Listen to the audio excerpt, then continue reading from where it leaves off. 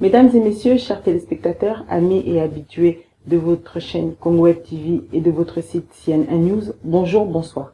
La Sainte Ingrid Kabongo est heureuse de vous recevoir dans votre émission qui est tout autre que Entre nous. Pour aujourd'hui, nous accueillons la personne que vous connaissez si bien qui n'est tout autre que Francis Kalongo, le député. Bien évidemment, il va répondre à un certain nombre de questions dont nous nous posons et aujourd'hui, il a accepté d'être dans mon émission. Sans plus tarder, je vais donc l'accueillir pour votre plaisir. L'honorable Francis Kalongo, bonsoir. Bonsoir. Comment allez-vous? Bon, ça va.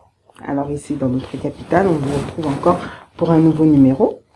Et donc, sans plus tarder, on aimerait prendre de vos nouvelles. Donc, tout se passe bien. Que faites-vous ces derniers temps? Écoutez, tout se passe bien. Je reviens d'Alger où j'ai été assister au match final aller de Tout-Puissant Mazembe et que je souhaite d'ailleurs bonne chance pour le match retour à Lubumbashi. Donc, ça va, c'est calme. L'honorable est en vacances. Quand on Non. part comme ça, je reviens au match. Ben non, écoute, je suis là pour de simples raisons de santé. Et je pense que d'ici là, mais cela n'empêche que de temps en temps, on peut se divertir un peu. Vous savez, c'est craquant. Donc, et ça, c'était la bienvenue. D'accord. Alors, sans plus tarder, on va entrer directement dans le vif du sujet. On a des remarques qui nous ont été faites suite à certaines de vos interventions passées la semaine dernière. On s'est posé des questions et on aimerait aujourd'hui avoir les réponses. Honorable Francis Kalongo, les combattants sont ici à Paris et depuis que leur mouvement a été créé, on aimerait savoir, vous, depuis que vous restez sur Paris, est-ce que vous avez déjà essayé d'entrer en contact avec eux, de leur envoyer des signaux pour qu'ils puissent comprendre que vous êtes là, ou bien si vous, est-ce que vous êtes entré en contact avec eux? Vous savez, il faut d'abord commencer par dire une chose, c'est que les combattants existent depuis longtemps et ils font un travail, ils ont des convictions, ils font ce qu'ils pensent et ce qu'ils vont. Je ne suis pas là, j'ai jamais reçu la mission de venir à Paris pour pouvoir les rencontrer. Au contraire, je suis là pour des raisons de santé et à aucun moment je suis rentré en contact avec des combattants. Pas du tout, aucun jour. Et surtout que parmi eux, il y en a que je connais comme des grands frères aussi, hein, à qui je dois beaucoup de respect. Bon, ils mènent leur combat, ils mènent tout en sachant ce qu'ils veulent. Mais personnellement, aucun jour je les ai rencontrés, donc pas du tout. Ça n'a jamais été inscrit dans mon agenda. Je pense qu'ils continuent, ils font un travail tel qu'ils le font, donc aujourd'hui ils n'ont pas besoin de moi, donc voilà. Mais sachant que vous faites partie de la majorité, vous aurez pu vous dire qu'ils ont critiqué le parti dont vous en faites partie, votre parti, vous aurez pu au moins apporter quelques réponses au moins. Non seulement ils ont, mais ils continuent parce qu'ils sont convaincus d'un combat dont ils sont en train de mener. Ce n'est pas à moi aujourd'hui d'aller le rechercher. Jamais eu mandat ni mission de pouvoir aller le chercher. Je suis là pour des raisons de santé, donc pas pour une mission d'aller contacter les combattants pour X ou Y raison. Je ne vois pas pour quelle raison, quel motif je peux, moi personnellement, de la majorité, aller contacter aujourd'hui les combattants. Alors, tout simplement des réponses auxquelles ils ont besoin. Écoutez, est-ce que les réponses dont ils ont besoin, ils savent et tout le monde le sait, donc ils ont des préoccupations qu'ils ont soulevées. Est-ce que le gouvernement a pris en compte? C'est au gouvernement de résoudre le problème posé par les combattants. Moi, je suis membre de l'Assemblée nationale, je suis de la majorité présidentielle et tous les écrits d'alarme que nous ramassons dans la rue, nous les apportons au niveau du parti, au niveau du gouvernement, de manière à ce que le gouvernement puisse trouver des solutions. Et je pense que, entre autres, il y avait un combat mené par des combattants, par exemple pour des Congolais qui ont la nationalité, par exemple, étrangère, lorsqu'ils rentrent au Congo, qu'ils puissent avoir un visa. Ça a été porté, il y a même des résolutions de concertation, mais jamais mises en application. Donc tout ça, c'est un combat qu'ils doivent continuer à mener. Mais pour eux, le combat numéro 1, c'est, vous connaissez leurs chansons, vous connaissez leur combat, c'est pas à moi de le dire, mais pour répondre à votre question, pour être court, non, j'ai jamais été en contact avec eux. Voilà quoi, contrairement à ce que les gens racontent. Oui, il se dit d'ailleurs que vous financerez les combattants pour les alliés à votre cause d'ailleurs. Enfin, quand vous entendez ça... Écoutez, vous savez, moi je connais beaucoup de combattants qui sont des gens qui ne vivent pas à 1000 € près. Donc c'est des gens qui sont quand même bien assis, il y en a qui travaillent, il y en a qui ont de très très bons salaires, donc il y en a qui vivent pratiquement trop bien. Et pour la plupart des combattants, je pense que ce ne sont pas des misérables pour que je vienne ici tenter de les comprendre. Et les gens résument tout en matière d'argent. Ce qui nous ramène toujours, nous, le Congolais, ou les hommes politiques congolais, trop bas. Les gens pensent que lorsque quelqu'un lutte pour une raison dont il l'évoque, c'est que pour l'avoir, il faut forcément de l'argent. Certains, oui, sont facilement achetables, mais d'autres, je ne pense pas. Je crois que la plupart mènent un combat par conviction, parce qu'ils sont convaincus de quelque chose et ils vont aller jusqu'au bout par rapport, c'est pas l'argent que je pourrais les ramener et surtout que c'est faux. Je n'ai jamais, ce n'est pas seulement que je leur ai donné l'argent, mais je pense que vous pouvez les interroger. J'ai jamais été en contact avec les combattants et je le dis, je pense que s'ils me suivent, ils le diront, ils vont dire qu'effectivement je suis un homme de parole.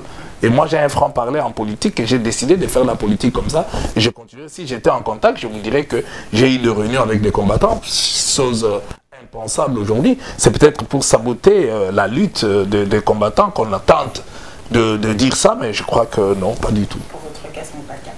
Ok, alors pour pouvoir poursuivre, il y a eu des choses qui se sont passées, des événements qui se sont passés au courant de la semaine dernière. C'est-à-dire qu'il y a eu, lors de la conférence de presse à Lubumbashi, nous avons M. Atundu qui a déclaré que les élections devraient avoir lieu dans 4 ans. Alors, j'aimerais que vous puissiez, avec nous, pouvoir rebondir sur ça, quand on entend encore que M. Laurent Mende déclare, la semaine aussi dernière, il déclare que les élections auront bien lieu en 2016 et que le PPRD, bien sûr, le parti, va les gagner tout comme en 2011, tout comme en 2006. Est-ce que vous pourriez rebondir sur ce? Bah, écoutez, bon, à ce moment-là, je ne comprends plus qui dit vrai, qui dit faux. Bon, pour m'aider, c'est dans ses habitudes de dire des choses qui ne tiennent pas debout. Mais lorsque Atundu aussi tient des propos pour dire qu'il y aura les élections que dans 4 ans, alors maintenant, voilà 2 membres de la majorité qui sont en contradiction. Alors on aimerait bien qu'un membre de la majorité... écoutez, justement, d'où l'importance, d'où on donne raison aujourd'hui au G7, qui ont écrit une lettre à la majorité de manière à pouvoir clarifier la position. D'où on donne raison aujourd'hui à Moïse Katumbi Chapwe, qui a aussi réclamé, allant dans le même sens, qu'il avait l'impression que ce que nous faisons au sein de la majorité, c'était pour glisser ou pour ne pas pouvoir organiser les élections. Voilà qu'aujourd'hui, la plupart de ceux qui déclarent... Oui, mais le peuple se demande parce que le peuple sait ce qu'il veut. Sauf que vous avez affaire aux Mobutistes d'abord. Il ne faut pas oublier que le porte-parole actuel est un ancien Mobutiste aussi, tout comme tous ceux qui parlent ont été des ministres, soit des délégués, des mandataires de Mobutu en son temps. Ils ont commencé la politique à l'époque. Est-ce qu'on veut encore nous imposer la même ce qu'ils ont fait à Mobutu? C'est là où moi j'ai dit que je continuerai à défendre la République démocratique du Congo, les Congolais et aussi le président de la République. Parce que face à de telles déclarations, avec arrogance, insouciance, et cela nous amène dans des dérives pas possibles. Et la population congolaise d'aujourd'hui n'est pas la même population d'hier. Et même si la population d'hier a prouvé qu'on ne pouvait pas continuer à lui faire avaler des couleuvres. Vous avez vu vous-même que Mouzé Amarcha a été accompagné par cette population pour chasser une dictature. Est-ce ceux-là même qui ont été chassés hier reviennent aujourd'hui avec les mêmes discours dans son temps? Et allez, voilà une contradiction. Lorsque le porte-parole dit que c'est dans 4 ans, Mende dit même demain, on peut le faire. Donc, alors maintenant, et aller gagner. Ben, si quelqu'un sait qu'il va gagner les élections, mais je mets Mende à défi. Toutes les élections qu'on a organisées, que la majorité a organisées depuis, la majorité a toujours échoué. J'aurais voulu entendre Mende dire qu'au Bas-Congo, l'élection du gouverneur du Bas-Congo, nous les avons gagnées. J'attendais Mende dire que les élections province orientale, nous les avons gagnées, tout comme au Kasaï occidental. Et j'attendais Mende dire qu'en 2011, on a eu plus de 50%, puisque la majorité n'avait qu'un candidat. Nous devons avoir honte d'évoquer certaines choses. Moi, je pense que ce qui intéresse les Congolais aujourd'hui, c'est leur devenir, c'est leur pouvoir, de pouvoir désigner des hommes et des femmes qui doivent les conduire demain ou après-demain, leur devenir. C'est ça qui leur intéresse. Mais lorsqu'on leur dit ouvertement qu'il n'y aura pas élection, là, vous poussez la population à faire quoi? À se prendre en charge, ce qui n'est pas une très bonne chose dans une démocratie que nous vous appelons, nous tous, de nos voeux, qui puisse ancrer dans le cœur du Congolais, parce que c'est une culture. Il ne faut pas briser ce qui a été commencé, il faut continuer au contraire à consolider les acquis de cette début de la démocratie. Mais maintenant, le plus grand problème, c'est qu'il a le problème aujourd'hui, le plus grave, c'est lorsqu'on annonce clairement qu'il n'y aura pas. Et au même moment, on vous appelle au dialogue pour aller aux élections, tout en vous disant que les élections n'auront lieu que dans 4 ans. À quoi ça va servir tout ça? Et au même moment, on vous dit qu'on peut. Mais moi, ce que je sais, c'est qu'on peut organiser les élections dans les délais constitutionnels, tout simplement parce que le porte-parole de la majorité présidentielle ne peut pas dire que techniquement ce n'est pas possible, puisque nous, je me réfère à 2011 que Lambert Mende a vanté. Les élections ont été organisées en déant 6 mois. Je mets quiconque à défi, c'est dans 6 mois que le pasteur Mulunda a organisé les élections, et nous sommes allés aux élections, et les élections se sont déroulées, et maintenant nous avons une année devant nous, le double de ce qu'avait eu le pasteur Mulunda. Donc on peut pouvoir les préparer et bien les organiser. On n'a pas besoin, c'est le gouvernement qui organise les élections. Le gouvernement n'a pas besoin de l'opposition pour le faire. Le gouvernement n'a qu'à donner le moyen à la CENI, et la CENI va faire pour organiser les élections, puis c'est la CENI qui organise les élections, et c'est le gouvernement qui donne le moyen. Et vous constaterez qu'aujourd'hui, tout est bloqué. Mais que peut-on comprendre quand on nous dit qu'il faut attendre 4 ans? Ben, ça veut dire qu'on ne veut pas qu'on aille aux élections. La majorité a été claire en ce moment-là, on donne raison. Si ce n'est pas le cas, qu'on le sanctionne, puisque le G7 a été sanctionné parce qu'il a demandé la clarification. Lui, il est venu avec une clarification, et bien, on l'applaudit. Donc, c'est-à-dire que lui parle dans le sens, puisque j'avais dit, même le ministre Kinké, lorsqu'il dit que vous venez au dialogue mais, pour que Kabila reste. Non, même si c'est le cas, même si c'est ça le plan, on ne peut pas le faire avec arrogance, avec insolence. Ou vous faites contre votre propre chef, en faisant semblant de lui faire plaisir, ou alors vous énervez. Mais finalement, quelle est la mission que l'homme politique doit avoir aujourd'hui en République démocratique du Congo? C'est celui de satisfaire la population. Et le président de la République, et moi je me souviens, il a toujours demandé à ce qu'on puisse faire plaisir à la population. Or, ce qu'a dit le porte-parole de la majorité, ce n'est pas de faire plaisir à la population. Au contraire, ça énerve la population. Alors qui doit-on condamner? Ben, écoutez, moi je ne suis pas là pour donner des condamnations. La population n'est pas contente. Et la population, c'est... Effectivement, la population n'est pas contente. Vous allez condamner... Ben, là, il est porte-parole de la majorité. Donc, on ne peut que condamner la majorité qui a un tel comportement avec double langage. Parce que lui a parlé et tout de suite après, on a vu Lambert Mende, qui lui est porte-parole du gouvernement, vient lors de la manifestation. Et qui joue d'ailleurs un rôle aujourd'hui dans la population s'étonne. On penserait même qu'il aurait le rôle de Premier ministre. Parce que le Premier ministre, M. Matata, n'est plus visible, mais c'est M. Mende qui prend la place et qui prend la parole. Bah, écoutez, il n'est peut-être plus visible parce qu'il se passe un problème aujourd'hui en République démocratique du Congo. Tous les observateurs vous diront qu'on a l'impression que le Congo n'est plus gouverné. Le regard est sur une seule chose, est-ce qu'il y aura élection ou pas? Et ces contradictions politiques font que toutes les affaires de l'État sont bloquées, tout est stoppé. Donc le Premier ministre, on a l'impression qu'il n'y a plus de fonction, il n'y a que le porte-parole, soit de la majorité, soit qui passe pour nous dire ce que nous devons s'attendre. Soit nous devons nous attendre à ce que... déjà, ils ont résumé en disant qu'il n'y aura pas élection. Donc ils l'ont déjà décidé, puisqu'il n'y a rien qui est fait pour que nous puissions aller aux élections. Qu'est-ce que vous voulez?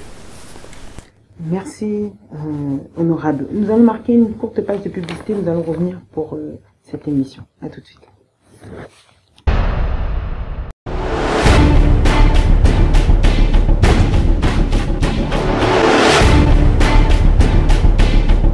Soki ezalaki mpona yo kasi nazongaki te nakanisi bana bazali makila nanga moko tina nini nakende mpe natika bango manje mobili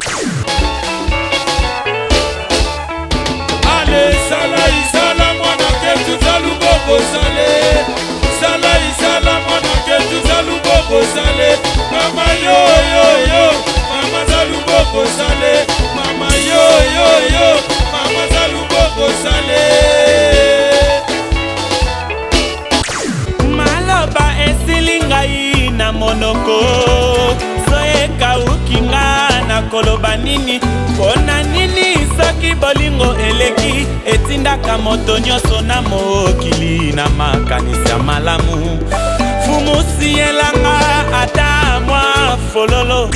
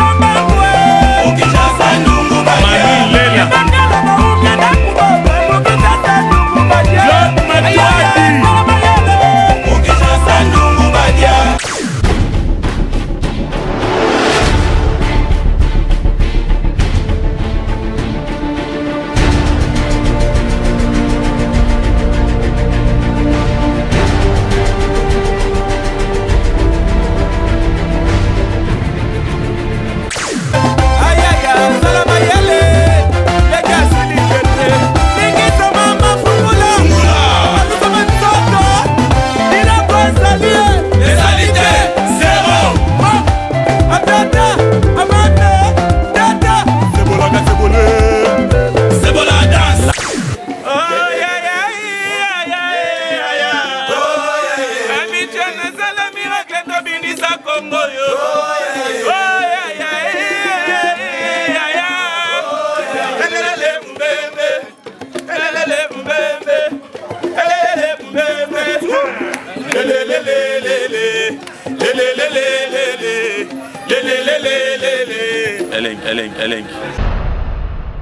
Nous voici de retour dans votre émission Entre nous, toujours avec l'honorable Francis Kalombo, bien évidemment, qui répond aux questions que vous vous posez. Honorable, on a un sujet qui vient de tomber ou qui est tombé ou qui étonne les gens, c'est la participation de l'UDPS au dialogue. Donc, si je ne me trompe pas, l'UDPS se disait que pour participer, il faudrait que ce soit fait, que ce dialogue soit fait sous l'égide de la communauté internationale. Or, à ce que je sache, à ce que nous sachions, la communauté internationale n'organisera pas ce dialogue, mais pourtant, l'UDPS annonce sa participation au dialogue. On parlerait même d'avoir touché, qu'il y a eu des pots de vin, on parle qu'ils ont touché de l'argent pour pouvoir participer, pour venir. C'est un peu une mascarade aujourd'hui que les gens se demandent et on aimerait bien que vous puissiez rebondir par rapport à ça. Merci. Vous savez,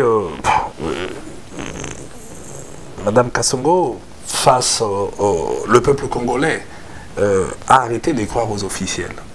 Parce qu'ils ont vu que souvent, lorsque les officiels parlent, souvent c'est pas la vérité.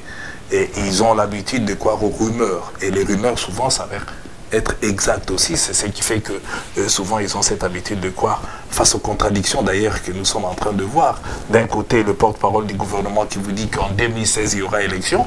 Il l'a annoncé il y a il y a longtemps. Il y aura remise et reprise civilisée en 2016, tout comme lui-même est revenu après pour dire qu'il n'y aura pas. Et aujourd'hui, il revient même demain. On peut organiser les élections dans l'entente le porte-parole de la majorité. Ici, je parle des officiels qui vous disent qu'il n'y aura pas. Finalement, les gens ne savent pas qui croire. Parce qu'on ne voit qu'il n'y a aucun signe pour l'organisation des élections. Lorsque même ceux du gouverneur, on est incapable de le faire, je vois mal pour qu'est-ce qu'on va aller faire les autres. Donc, c'est ce qui fait défaut aujourd'hui, c'est de dire la vérité. D'où ces rumeurs. L'UDPS, effectivement, dès le départ, avait annoncé qu'il allait participer au dialogue. Et qu'au dialogue, l'UDPS a posé des préalables. C'est-à-dire, il faut d'abord que ce soit sous l'égide de la communauté internationale et aussi qu'on ne parle que du problème de calendrier et il n'y aura pas de glissement et ainsi de suite. Donc ça c'est la position officielle et cette même position officielle, nous l'avons vu lors des concertations où le MLC, par la bouche de son secrétaire général Thomas Louaka de l'époque, qui est vice-premier ministre aujourd'hui, avait même dit qu'il n'y aura pas question de partage des responsabilités, que le MLC n'était pas inscrit à ça, mais en finish, on a vu qu'il y a eu partage et ils sont rentrés. D'où ce qui fait que la population ne croit plus, mais il croit plutôt aux rumeurs, à tout ce que les gens disent. Aujourd'hui, c'est la même chose. Quand vous dites que l'IDPS a touché le pot de vin, c'est ce qu'ils sont en train, les gens sont en train de faire véhiculer que l'IDPS a touché de l'argent, on suit sur les réseaux sociaux, et il semblerait même, ce que les gens sont en train de dire, qu'il y a déjà un accord signé le 21 de ce mois entre le gouvernement représenté par l'honorable Cheo Kitundu et l'IDPS représenté par Dr Ilunga, où ils ont même signé déjà un accord de partage des responsabilités. C'est qu'aujourd'hui, ce qui va se faire, ce ne sera que des sortes de mise en scène pendant quelques jours et après, tout est déjà, les résolutions et tout ça, c'est déjà préparé. Donc, ceux qui viendront, ça sera que des figurants. Bon, chacun aura sa part et puis voilà, c'est parti. Ce sont des on-dit, mais qu'en pensez-vous? Mais c'est ce que je suis en train de dire. Le fait que la population a arrêté de croire aux officiels, puisque ce que disent les officiels, ce n'est pas ce qui arrive à la fin, eh bien, souvent, ce sont les rumeurs qui, à la fin, s'avèrent être exactes. Donc moi, non, moi, je sais pas que moi je pense cela. Vous me posez la question. Moi, je vous dis que personnellement, je n'ai pas d'autres données. Je suis comme vous, j'entends, je regarde ce qui s'est dit. J'ai personnellement accompagné le gouverneur l'ex-gouverneur, le président Moïse Katumbi à Bruxelles, lorsqu'il a été voir le président Etienne Tshisekedi. Bon, ce qui s'est passé entre les deux, ce n'est pas à moi de le dire. Il garde la primaire de pouvoir annoncer ce qui se sont dit ou ce qui peut en arriver. Donc, j'ai suivi par-ci par-là les communiqués de l'IDPS, ainsi de suite. Donc, ce n'est pas à moi de commenter. Mais ce que je sais, c'est que les gens disent, tout ce que vous dites là, c'est ce que les gens racontent. Est-ce vrai ou faux? Mais le problème, c'est qu'ils peuvent aujourd'hui aussi sortir de là avec un gouvernement, quoi que ce soit. Est-ce que c'est ça la volonté du peuple? Non, la population attend d'autres choses des hommes politiques que nous sommes. La population attend autre chose de la majorité que nous sommes. La population attend des résultats.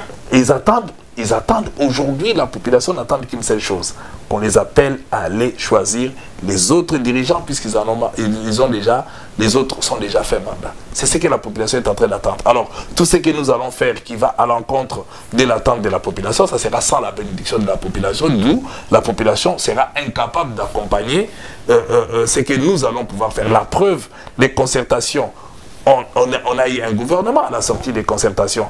Quel est le fruit de ce que fait ce gouvernement? Vous voyez vous-même, le gouvernement est en train de se gaguer. Donc ce n'est pas, n'a pas eu l'assentiment de la population, ni l'accompagnement de cette population par rapport à ce que l'actuel gouvernement ici de concertation est en train de mettre en vigueur. Puisque même le programme qui était ici de ces concertations, tout a été jeté de l'autre côté. Et nous voyons aujourd'hui, chacun a eu sa part des responsabilités. Ben, la population est restée toujours là où elle était, donc sans avenir, sans espoir de demain. Aujourd'hui, la population congolaise est inquiète.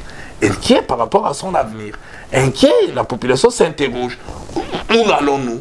Est-ce qu'il y aura encore des troubles au Congo? Est-ce qu'il y aura encore des manifestations? Est-ce qu'il faut qu'il y ait encore des grèves? Est-ce qu'il faut qu'il y ait seulement des morts d'hommes pour qu'on comprenne qu'il y a un cri de cœur de la part de la population? Tout ça, ce sont des interrogations qui sont sans réponse. Est-ce que, parce que pour la population aujourd'hui, les dialogues n'apportera rien de nouveau en dehors du partage des responsabilités. C'est ce que la population est en train de croire et de penser, et c'est ce qui est réel aussi, puisqu'ils sont habitués à ça. Dans toutes les grandes rencontres, à la fin, ce sont des partages des responsabilités. La population est rejetée en dernier lieu. Or, aujourd'hui, notre préoccupation doit être les déshydratats de la population, ce qui n'est pas le cas aujourd'hui. Mais alors quand on voit Moïse Katumbi, je reviens sur ça, quand on voit Moïse Katumbi avec M. Etienne Tshisekedi en entretien, certains parlent d'alliance, certains disent d'ailleurs que ce serait tout ce qui se passe entre Moïse Katumbi et puis le président Joseph Kabila est une mascarade et que finalement ils s'entendent et sur plein d'histoires. Vous pouvez rebondir comment pour pouvoir répondre à cette population qui est inquiète? Je pense que Moïse Katumbi s'attendait très bien avec le président de la République pendant tout le long de son premier mandat, tout comme au début de ses deuxièmes mandats, lorsqu'il a vu que, selon ses écrits, qu'il commençait à avoir des dérives, eh bien Moïse Katumbi, à plusieurs reprises, a tiré des sonnettes d'alarme. Et pour couronner tout ça, il a fini par déposer ce tablier et par démissionner à quitter son parti politique. Maintenant, aujourd'hui, voilà quelqu'un qui était populaire, où tout le monde le voyait, puisque moi je suis membre du PPRD et nous gérons toujours au nom de Moïse, soi-disant qu'il pourra remplacer comme dauphin le président de la République. Le président a annoncé qu'il n'y aura pas de dauphin, il n'a pas fait le choix d'un dauphin. Au contraire, s'il devait y avoir attente, l'attente allait se faire au niveau de la famille politique, puisqu'on avait quelqu'un qui était populaire, aimé, adulé par la population, et on devait s'attacher à lui, s'accrocher à lui, de manière à pouvoir partir. Or, en partant aujourd'hui, Moïse est avec l'opposition aujourd'hui, Moïse est en train de construire un autre courant qui est en train de se mettre en place, et il a les Congolais derrière lui qui le soutiennent. Donc, penser qu'aujourd'hui, ils peuvent être en deal avec le président de la République, je ne sais pas. Vous savez, moi, je suis encore de la majorité. Oui. Moïse nous a quittés. Nous regrettons matin, midi et soir. Vous n'avez qu'à interroger tous les militants du PPRD. Ils vous le diront, contrairement à tous ceux qui font semblant. Ce n'est que le semblant de ce que beaucoup sont en train de dire. Et j'ai vu que petit à petit, certains sont en train de revenir à la raison. Moi, je pense que nous, au niveau du PPRD, tout comme de la majorité, nous avons perdu un grand, puisqu'on l'a perdu. Et aujourd'hui, nous devons penser comment on doit faire. Or, Moïse Katumbi est en train de continuer son chemin et on est en train de voir l'engouement des hommes et des femmes qui sont derrière Moïse Katumbi pour l'amener là où il veut aller. Alors maintenant, en ce qui concerne l'attente, non, je pense que leur attente a été rompue et qu'aujourd'hui, chacun essaye de construire à sa manière et chacun a une vision pour le Congo de demain. Le président de la République est en train de s'organiser pour que la majorité puisse l'emporter. Moïse est en train de s'organiser d'abord. Pour l'instant, il se repose, selon ses dires. Il est plus préoccupé à son équipe, le tout-puissant Mazembe. Donc, il est en train de voir et de tout faire pour que l'équipe puisse remporter et que le Congolais, dans leur ensemble, puisse se retrouver ne fût-ce qu'au niveau du football pour que le cœur de Congolais puisse vibrer de joie pendant 90 minutes. Donc c'est ça sa préoccupation aujourd'hui. Il n'a pas encore commencé à penser à la politique et après il va faire sa tournée carnaval comme il l'avait annoncé et puis on verra. Donc le reste... Et pendant que Moïse Katumbi s'occupe du tout-puissant Mazembe et que le président Joseph Kabila s'occupe de son pouvoir, l'honorable Francis Kalombo, quelles sont votre vision? Vous vous placez où? Si élection il y a, comme il doit y avoir l'année prochaine, parce qu'on parle maintenant de conduite pour dans 4 ans, si élection il y a, vous pensez que le PPRD est capable d'apporter quelque chose de nouveau à cette population? Ben, je pense que le PPRD peut toujours et encore rebondir demain ou après-demain. Mais que faisons-nous aujourd'hui pour que demain, on puisse nous redonner confiance? La réponse est non, nous sommes en train de stagner aujourd'hui. Comme a dit Lambert Mende, j'utilise son terme, nous sommes au rond-point. C'est plutôt nous de la majorité qui sommes au rond-point. L'opposition aujourd'hui est en train de s'organiser. Moi, je vois les va-et-vient. Je suis en train de voir ce que fait l'opposition. Et franchement, s'ils doivent continuer dans ce sens-là, j'ai parié que demain, ils seront majoritaires et ils vont gérer la République démocratique du Congo. Tous ces cris qu'est en train de lancer Lambert Mende, on sent la peur, on sent le mensonge, on sent le tremblement. Dans ce qu'il parle. Mais je pense que moi personnellement je ne peux pas accepter la majorité à laquelle j'appartiens puisse perdre aux élections. D'où nous devons travailler. Nous devons faire un effort considérable de manière à ce que nous puissions rebondir. C'est encore possible. Mais oui, vous savez, en politique, tant qu'on n'est pas encore KO, tant que la victoire n'est pas encore proclamée, il ne faut jamais vous dire que nous avons perdu. Voilà pourquoi l'importance pour moi de demander à la majorité de faire un effort considérable, d'être à l'écoute de la population, de ce que la population veut. En ce moment-là, on peut rebondir pour aller plus loin. Parce qu'aujourd'hui, on ne fait absolument pas grand-chose en termes de communication vers cette population, alors que la majorité présidentielle devait être une machine de communication, parce qu'il y a plusieurs partis politiques au sein de cette majorité. Or, aujourd'hui, la moindre des choses que je vois, si ce n'est pas le PPRD, eh bien, les autres non. Soit c'est le parti de Mende qui attaque le PPRD et veut détruire le PPRD, alors que le PPRD ne l'attaque jamais. Donc, on voit carrément qu'il y a un problème au sein de la majorité et que la majorité doit faire un effort de pouvoir rebondir. Or, ce n'est pas le cas aujourd'hui. Donc, si nous continuons comme ça, nous allons droit au mur. Et nous irons droit au mur.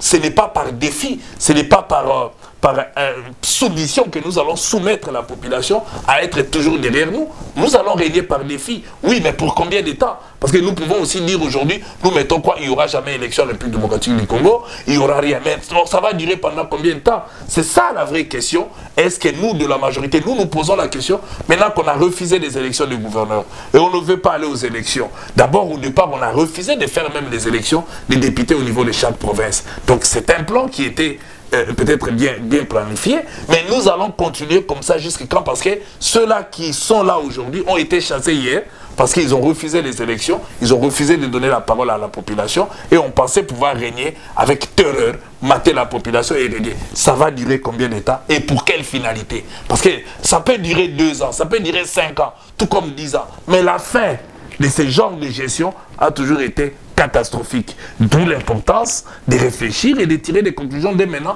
plutôt que d'attendre la fin qui risque d'être catastrophique. Puisqu'on ne peut pas continuer à gérer par défi, on ne peut pas gérer le monde d'aujourd'hui par terreur ou par matraquage de la population, puisque la population aura toujours le dernier mot.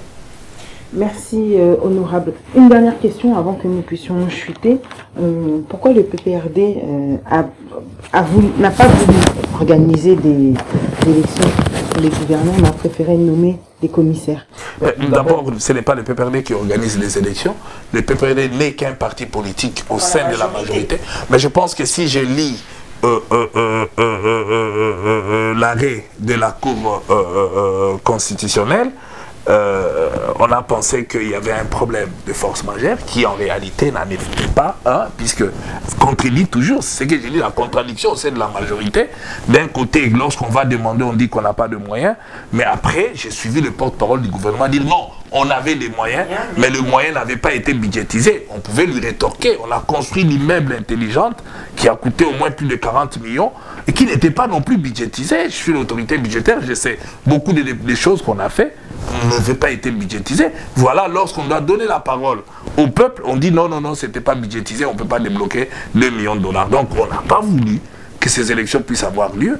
Donc voilà pourquoi il n'y a pas eu d'élection. Et même l'arrêt, maintenant qu'on a nommé des politiciens encore, je vois quelqu'un qui était ministre de l'Intérieur accepter d'aller gérer, même pas la province telle qu'elle était dans cette configuration. Et moi, je l'ai dénoncé. J'ai dit que Mouyej est en train d'attaquer Moïse aujourd'hui pour qu'on puisse le nommer commissaire le moment venu en disant maintenant, il faut attaquer Moïse pour avoir quelque chose. Tout le monde maintenant va les attaques contre Moïse pour obtenir quelque chose. Il l'a obtenu aujourd'hui, mais il s'est réduit. Des ministres de l'Intérieur, les gens que lui contrôlait hier, aujourd'hui, il devient sur le même pied d'égalité que ceux-là. Donc, c'est quand même, il faut être au Congo pour accepter ce genre de choses. Mais moi, je pense personnellement que c'est cet arrêt qui a permis à ce que on puisse le faire. Mais je crois que dans l'esprit de cet arrêt, c'était des fonctionnaires, normalement, qu'on pouvait mettre et ça allait contenter tout le monde. Et laisser les politiciens se battre vers les électeurs. Or, aujourd'hui, l'exemple de Mouyej, incapable d'avoir un mandat électif, ben voilà que ce monsieur qui a échoué aux élections profite maintenant pour occuper une fonction dont la population a refusé de lui donner et nous lui donnons par nomination. Vous voyez, c'est cette contradiction de la majorité qui fait que ça énerve la population. Voilà quelqu'un qu'on n'a pas voulu par la population, on fait de lui ministre. Maintenant, en tant que ministre, il échoue. Et on fait de lui maintenant gouverneur. On l'approche encore de cette même population qu'il a rejetée hier. Donc, à ce moment-là, nous sommes dans une contradiction totale. Il faut qu'on arrive à faire la volonté du peuple. Mais on sent des dysfonctionnements, comme vous le dites si bien. On est d'ailleurs très content parce que ça vient de vous. Vous êtes de la majorité. On sent des dysfonctionnements au sein même de cette majorité. Autant dans les propos, des contradictions qui sont des fois énormes, on peut dire. Est-ce que vous avez fait partie des personnes qui ont aidé cette majorité à asseoir son pouvoir? Ça fait normal suite aux élections. Est-ce qu'aujourd'hui, avec du recul, il y aurait des choses que vous aurez, peut-être vous dites que vous aurez dû le faire différemment? Non, moi s'il faut refaire ce que j'ai pu faire avant, je le referai et je continue à faire ce que je suis en train de faire. Chaque fois qu'il y avait quelque chose qui ne marchait pas, j'ai toujours condamné. Je n'ai pas hésité de condamner lorsqu'on a commencé à chasser les mamans qui vendaient dans les marchés. Aujourd'hui, je leur ai dit, on a chassé les mamans qui vendaient dans les marchés devant l'Académie des Beaux-Arts, soi-disant qu'on allait mettre les trains. Jusqu'aujourd'hui, nous sommes à la fin, le train n'a jamais vu le jour. Donc c'est pour vous dire, aujourd'hui, ces mamans-là crèvent de faim, ils ne savent plus où aller, alors que c'était leur gagne-pain. Donc voilà, on a détruit des vies entières, des gens, et j'ai toujours condamné. Donc moi, chaque fois qu'il y avait quelque chose qui ne marchait pas, je l'ai toujours dit. La loi électorale est arrivée, j'ai dit qu'on devait élaguer certaines dispositions, même si cela m'a créé des injures, des insultes, je continuerai. Je pense que je suis toujours sur la bonne voie. Si ça marche, j'applaudis. Si ça ne marche pas, je n'applaudis pas. C'est comme maintenant avec la contradiction. D'un côté, 4 ans, de l'autre côté, même demain, on peut y aller. Et quand nous regardons, en 2011, nous sommes en contradiction. À ce moment-là, on donne raison au G7, on donne raison à Moïse Katumbi, qui l'ont décrié bien avant. Et pourquoi eux, on les a chassés, les G7, et par contre, à Toudou qui va dire que c'est dans 4 ans, on ne le chasse pas. C'est que ça contente la majorité. Donc il est porte-parole de la majorité, donc il dit ce que la majorité pense, ce que les autres ont décrié hier. Eh bien, je pense que... Non, moi, vous savez, on peut... Je fais partie de la majorité, je suis solidaire aux décisions prises dans cette majorité, mais je condamne chaque fois qu'il y a quelque chose qui va à l'encontre de la volonté du peuple. La population ne veut pas que nous puissions, et moi je l'ai toujours dit et soutenu, si ce sont des dérives dictatoriales, ça se fera sans moi. Parce que je pense que nous sommes outillés à aller en démocratie et à gérer la République démocratique du Congo tout en respectant les règles du jeu. Lorsqu'on sort des règles du jeu, je pense que ce n'est plus normal. Donc si il y a prolongation pour dans 4 ans les élections, on ne vous comptera plus au PPRD? Non, mais on ne comptera plus. C'est tout à fait normal, je suis en train de me battre pour que ça ne s'efface pas. Pourquoi doit-on aller à 4 ans alors que la... Vous savez, on peut gérer avec par défi, je l'ai dit tout à l'heure, on a vu dans des... Pour combien d'États? Et pour quelle finalité? Les Mobutistes qui aujourd'hui entourent le président de la République ont subi. Ils savent, ils ont eu beaucoup d'argent, ils ont eu beaucoup de moyens, mais il y en a qui sont à pied aujourd'hui. Ce n'est pas parce qu'il y en a qui sont à pied, j'en connais. Je peux commencer à vous citer. Vous savez, aujourd'hui, nous voyons tous les kabylistes qui ont accompagné Mouzé ne sont plus aux affaires. Donc c'est une autre politique qui est applicable aujourd'hui. Est-ce qu'on veut nous ramener encore? Mais écoutez, il y aura un autre Mouzé qui viendra. Donc moi je pense que si nous voulons installer une dictature, ce n'est pas bon. Donc on ne peut pas régner par défi, on ne peut pas priver la population de la parole. Aujourd'hui même les journalistes n'arrivent plus à bien marcher. Moi j'ai suivi le reportage de match de tout-puissant Mazembe, un journaliste qui faisait des reportages incapable de citer le nom de Moïse. C'est malheureux. Donc vous voyez, nous sommes dans un moment où tout est traumatisé, ce qui n'est pas une bonne chose. Merci honorable. Est-ce que vous aurez un dernier message à lancer très rapidement pour cette population, un message d'encouragement et puis surtout pour les jeunes que vous supportez cette cause? Écoutez, c'est de mettre tout-puissant Mazembe dans leur prière pour que le match qui va se dérouler dimanche, c'est-à-dire demain à Lubumbashi, que la victoire puisse être de notre côté. Ça sera la victoire de tout le Congolais, puisque le cœur du Congolais, pour une fois, va s'arrêter de pensée politique. Au moins, on pensera sport et le sport nous réunit. Et je pense que ma prière est pour que le tout-puissant Mazembe puisse gagner. Et nous demandons aussi à la population de prier Dieu et de le remercier à la fin du match, non seulement de fêter pour que grâce à lui on va avoir la victoire et que la victoire de Mazembe sera la victoire de tout le Congolais. C'était donc les paroles de l'honorable Francis Kalumbo dans votre émission Entre nous. Merci à vous tous de nous avoir suivis. Soyez toujours connectés, branchés dans votre chaîne Congo Web TV avec Chabani Record et CNN News. Merci à vous tous de nous avoir suivis. N'oubliez pas, c'était bien évidemment Alain Benza, Monique Production à la réalisation. Merci à vous tous et bonne soirée. Au revoir.